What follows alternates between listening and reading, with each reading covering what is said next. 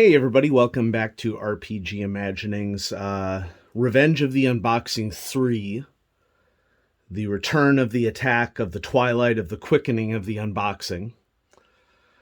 I feel like it is necessary for us to consider more and more absurd names for unboxings, just like there are absurd names for movie sequels. I'm not feeling the greatest right now. I have one of those weird, like, sore throats and only one part of your throat thing. And so I may not spend as much time on this as I normally would.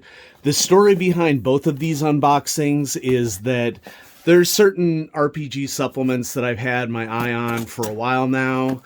And watching Matt Constantine's videos and watching Orcus Dorcas's videos, I was initially skeptical of the Goodman Games Reincarnated series. Okay. Because I'm not huge on 5e period, and I'm not huge on 5e currently, although I am currently role-playing in a 5e game and having a good time.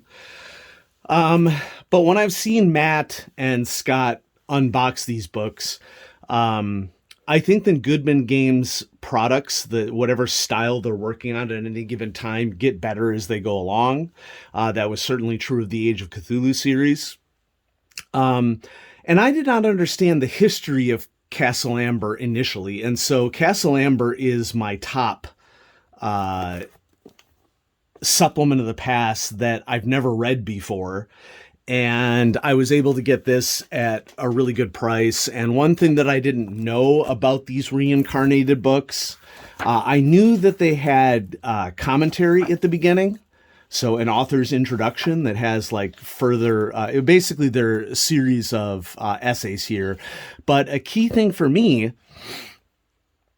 is that Castle Amber was inspired by Clark Ashton Smith, who is a really well-known cosmic horror Lovecraftian writer. And so that immediately became interesting for me because, you know, Weird Tales magazines are examples of publications of the past that I'm interested in collecting. Okay. So these essays at the front talking about the history of the supplement is really cool for me.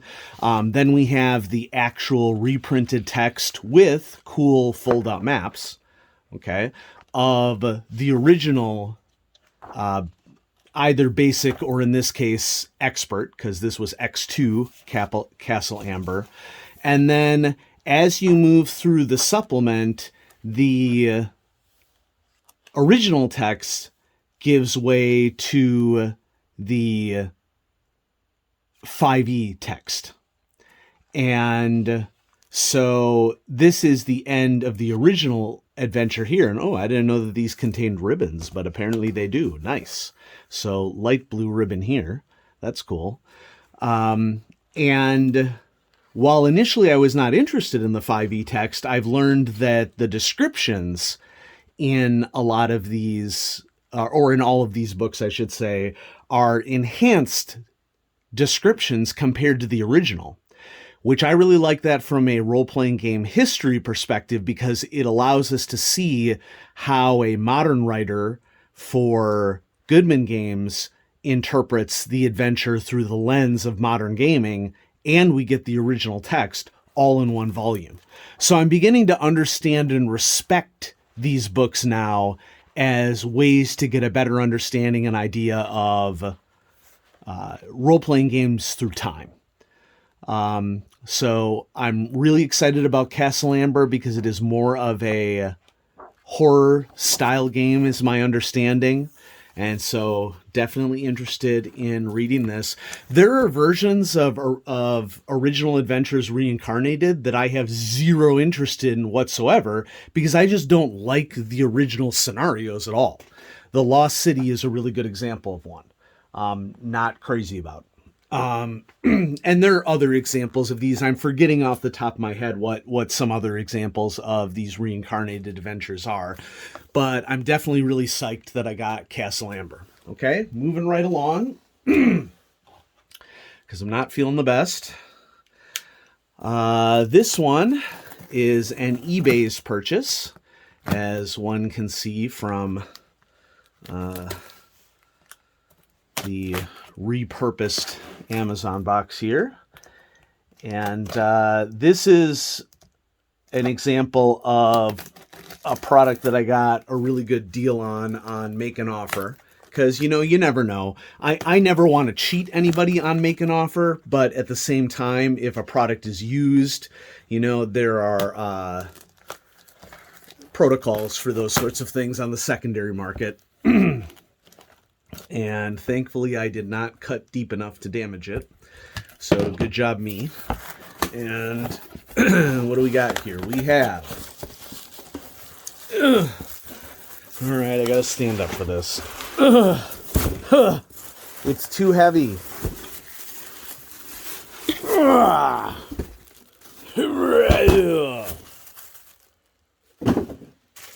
We have Original Adventures Reincarnated 6th,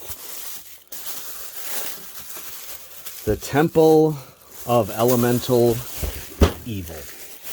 Which, you know, there's some damage to the outer part of this copy, and I knew that, of course, purchasing it. I mean, part of the reason why I was able to get a good deal on it, which ended up with shipping to be approximately half the cost of the retail cost of this supplement. And all I really care about, you know, reading it and the books being in decent condition.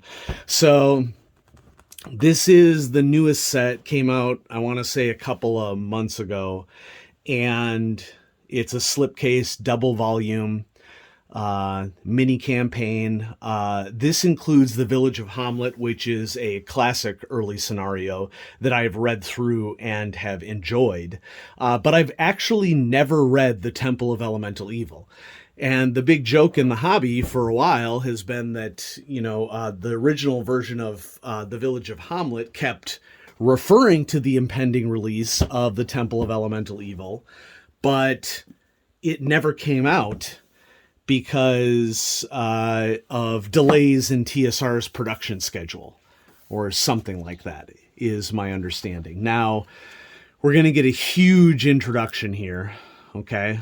Up through page 44 of just essays written by modern gamers about the meaning of, I'm sure, both the Temple of Elemental Evil and the Village of Hamlet. I've been fortunate to be GM'd by Harley Stroh of Goodman Games many a time at Tacticon in Denver, Colorado. And I'll be heading back, because it is a cheap con, to Genghis Con in Denver coming up here in February. And I'm really looking forward to that. So Harley Stroh has an essay in here. That's nice. All sorts of fun essays about the history of this supplement. And the essays, as you can see, are really cool because they include full color photos of, you know, common supplements during the time. So, you know, next time I'm in the FLGS, I might just pick up some other versions of the Adventures Reincarnated just to remind myself of what they're like. I'm pretty sure that these are the two that I want. I'm definitely not interested in collecting all of them, but, you know, I'm definitely glad that I've picked these up. So here is the original publication, which was T1 through 4. T1, of course, being The Village of Hamlet. It says right here, the sequel T2 was hinted at, but was delayed 6 years. It was finally released as the super module T1 through 4, The Temple of Elemental Evil, which included The Village of Hamlet with it. And so we can see that for The Village of Hamlet, we have this classic itty-bitty text in dual column layout. But The Village of Hamlet is a cool supplement. It's a really cool scenario. Doesn't look like there are any foldouts for the... Oh, here's our foldout. Flip open for gatefold map. Nice. Okay, so my version of this, and we have a nice gray, blue, or slate-colored ribbon. My version of Village of Hamlet is just the POD version. And then we get to the introduction of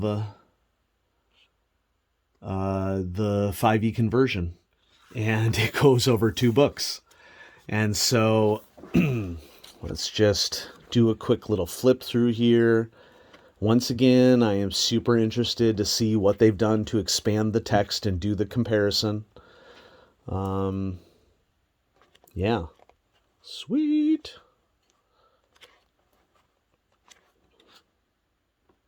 Nice. Now, hold on a second. I should check this out because some of this is the original version of... yeah, okay. So this whole book is the original version of both The Village of Hamlet and The Temple of Elemental Evil for AD&D. So please correct what I said earlier. Continuing on.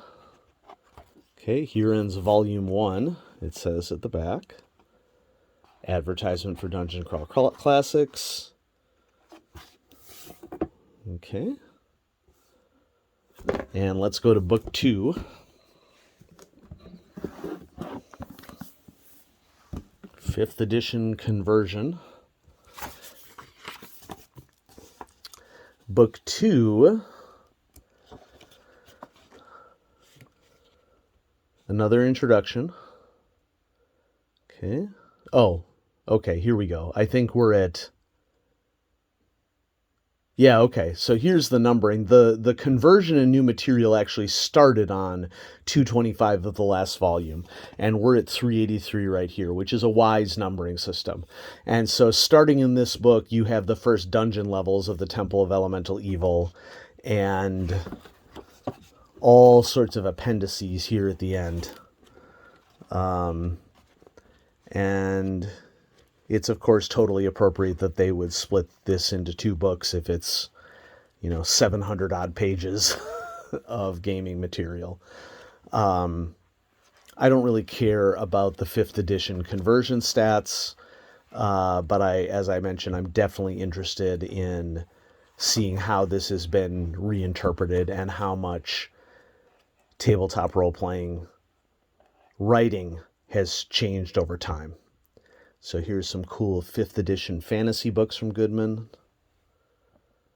Nice. Great cover art on those. All right. Rock on. And, don't get me wrong, I love Dungeon Crawl Classics too. I'm looking at the core book right now, and I've definitely been taking a look at various adventures, getting recommendations from Matt and from other people as to which adventures people thought were awesome. So this was a really good buy. I got this for half the retail cost for just some minor dings and bumps for the slipcase set. And then for, and this is actually kind of funny, for about the equivalent cost, I got a brand new copy of Castle Amber, and I'm excited to dive into these. And so, hope you enjoyed this Revenge of the Unboxing, number 3. Kind of a shorter video, but thanks for your patience as I'm battling whatever it is that I have. And have a great time and good gaming, everybody. Bye-bye.